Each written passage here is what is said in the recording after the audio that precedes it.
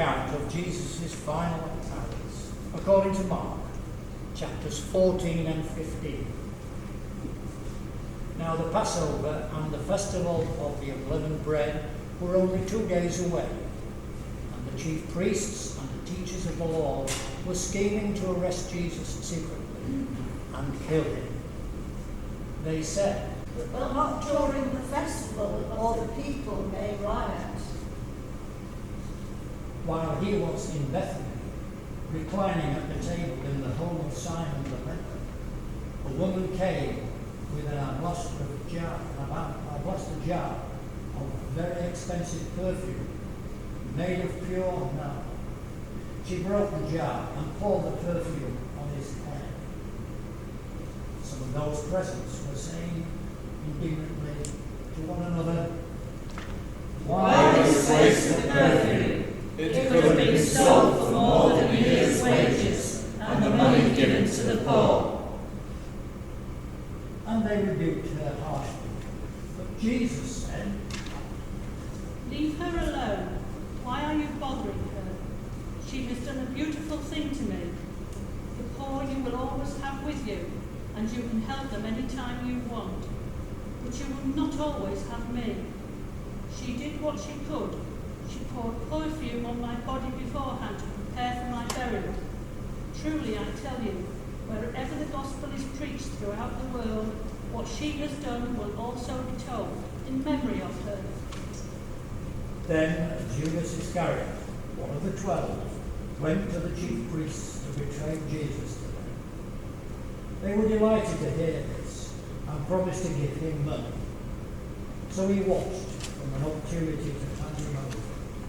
On the first day of the festival of unleavened bread, when it was customary to sacrifice Passover lamb, Jesus' disciples asked him, "Where do you want us to go and make preparations for you to eat the Passover?" So he sent the 2 disciples, telling them, "Go into the city, and a man carrying a jar of water will meet you. Follow him. Say to the owner of the house he enters, 'The teacher asks, where is my guest room, where I may eat the Passover with my disciples?' He will show you a large room upstairs, furnished and ready. Make preparations for us there." The disciples left, went into the city and found things just as Jesus had told them. So they prepared the Passover. When evening came, Jesus arrived with the 12. While they were reclining at the table eating, he said, "Truly I tell you, one of you will betray me, one who is eating with me." They were saddened, and one by one they said to him, "Surely you don't mean me?" He replied, "It is one of the 12, one who dips bread into the bowl with me. The Son of Man will go just as it is written about him. But woe to that man who betrays the Son of Man. It would be better for him if he had not been born."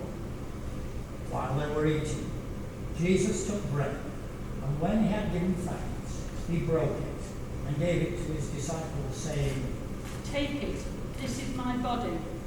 Then he took a cup, and when he had given thanks, gave it to them, and they all drank from it. He said to them, "This is my blood of the covenant, which is poured out for many.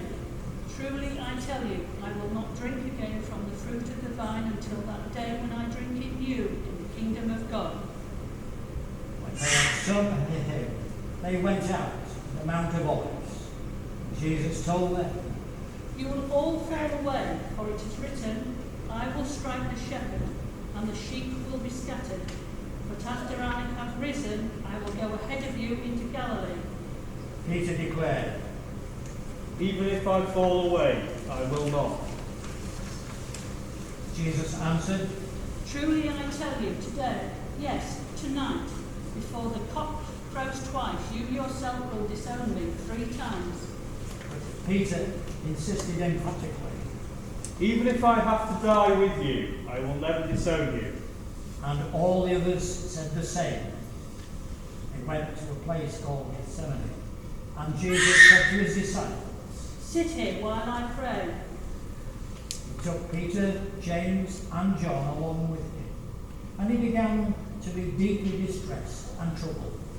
He said to them, My soul is overwhelmed with sorrow to the point of death. Stay here and keep watch. Going a little further, he fell down to the ground and prayed that if it's possible the hour might pass for him. He said, Abba, Father, everything is possible for you. Take this cup from me. Yet not what I will, but what you will. Then he returned to his disciples and found them sleeping. He said to Peter, Simon, are you asleep? Couldn't you keep watch for 1 hour? Watch and pray so that you will not fall into temptation. The spirit is willing, but the flesh is weak. once more he went away and prayed the same thing. When he came back, he again found them sleeping, because their eyes were heavy. They did not know what to say to him. Returning the third time, he said to them, Are you still sleeping and resting? Enough! The hour has come. Look, the Son of Man is delivered into the hands of sinners. Rise, let us go. Here comes my betrayer. Just as he was speaking, Judas, one of the 12, appeared. With him was a crowd armed with swords and cloaks, sent from the chief priests, the teachers of the law, and the elders. Now the betrayer had arranged a signal with them. The one I kiss is the man. Arrest him and lead him away on the guard. Going at once to Jesus, Judas said, Rabbi, and kissed him. The men seized Jesus and arrested him. Then one of those standing near drew his sword and struck the servant of the high priest, cutting off his ear. Jesus said, Am I leading a rebellion that you have come out with swords and clubs to capture me? Every day I was with you, teaching in the temple courts, and you did not arrest me. But the scriptures must be fulfilled. Then everyone deserted him and fled. A young man wearing nothing but a linen garment was following Jesus. When they seized him, he fled naked, leaving his garment behind. They took Jesus to the high priest, and all the chief priests, the elders, and the teachers of the law came together. Peter followed him at a distance, right into the courtyard of the high priest. There he sat with the guards and warmed himself at the fire. The chief priests and the whole Sanhedrin were looking for evidence against Jesus so that they could put him to death. They did not find any. Many testified falsely against him. Their statements did not agree. Then some stood up and gave this false testimony against him. We heard him say, I will destroy this temple made with human hands, and in 3 days will build another, not made with hands. Yet even then their testimony did not agree. Then the high priest stood up before them and asked Jesus, Are you not going to answer? What is this testimony that these men are bringing against you? But Jesus remained silent and gave no answer. Again, the high priest asked him, Are you the Messiah, the Son of the Blessed One? Jesus said, I am, and you will see the Son of Man sitting at the right hand of the Mighty One, and coming on the clouds of heaven. The high priest tore his clothes. He asked, Why do we need any more witnesses? You have heard the blasphemy. What do you think? They all condemned him as worthy of death. And some began to spit at him. They blindfolded him, struck him with their fists, and said, Prophesy. And the guards took him and beat him. While Peter was still out in the courtyard, one of the servant girls of the high priest came back. When she saw Peter warming himself, she looked closely at him. She said, You also were with that Nazarene, Jesus. but he denied it. I don't know or understand what you're talking about. He said, and went out into the entrance. When the servant girl saw him there, she said again to those standing around them, This fellow is one of them. Again he denied it. After a little while, those standing near said to Peter, Surely you are one of them, For you are a Galilean. he began to call down curses and swore to them. I don't know this man you're talking about. Immediately, a cock crowed the second time, and Peter remembered the words of Jesus and he had spoken to him. Before the cock crows twice, you will disown me 3 times. And he broke down and wept. Very early in the morning, the chief priests, with the elders, the teachers of the law, and the whole Sanhedrin made their plans. So they bound Jesus, led him away, and handed him over to Pilate. And Pilate asked, Are you the King of the Jews? Jesus replied. You have said so. The chief priests accused him of many things. So again, Pilate asked, Aren't you going to answer? See how many things they are accusing you of. but Jesus still made no reply, and Pilate was amazed. Now it was the custom at the festival to release prisoners whom people requested. A man called Barabbas was in prison with rebels who had committed murder in the uprising. The crowd came up and asked Pilate to do for them what he usually did. Do you want me to release to you the King of the Jews? Asked Pilate, knowing it was out of self-interest that the chief priests had handed Jesus over to him.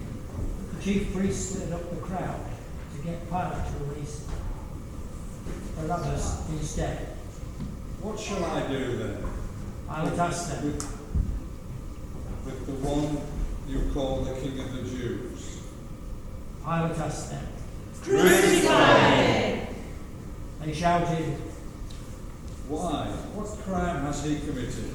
asked Pilate. They shouted all louder. Crucify him! Wanting to satisfy the crowd, Pilate released Barabbas to them. He had Jesus flogged and handed over to be crucified. The soldiers led Jesus away into the place that is the Praetorium and called together the whole company of soldiers. They put a purple robe on him and twisted it together, a crown of thorns, and set it on him. And they began to call out to him, Hail, King of the Jews! Again and again, they struck him on the head with a staff and spat on him. Falling on their knees, they paid homage to him. And when they had mocked him, they took off the purple robe and put his own clothes on. Then they led him out to crucify him. A certain man from Cyrene, Simon, the father of Alexander and Rufus, was passing by on his way from the country, and they forced him to carry the cross. They brought Jesus to the place called Golgotha, which means the place of the skull. Then they offered him wine mixed with myrrh, and he did not take it, and they crucified him. Dividing up his clothes, they cast lots to see what each would get. It was 9 in the morning when they crucified him. The written notice of the charge against him read, "The King of the Jews." They crucified 2 rebels with him, one on his right and one on his left. Those who passed by hurled insults at him, shaking their heads and saying, So, you who are going to destroy the temple and build it in 3 days, come down from the cross and save yourself. The same way the chief priests and the teachers of the law mocked him among themselves. They said, He saved others, but he can't save himself. Let this Messiah, this guilty friend, come down now from the cross, that we may see and believe. those crucified him with also helped him insulted. At noon, darkness came over the whole land until 3 in the afternoon. And at 3 in the afternoon, Jesus cried out in a loud voice, Eloi, Eloi, lema sabachthani, which means, my God, why have they forsaken me? When some of those standing heard this, they said, The cistern is full of water. Someone round. Fill the sponge with wine vinegar. Put it on a staff and offer it to Jesus to drink.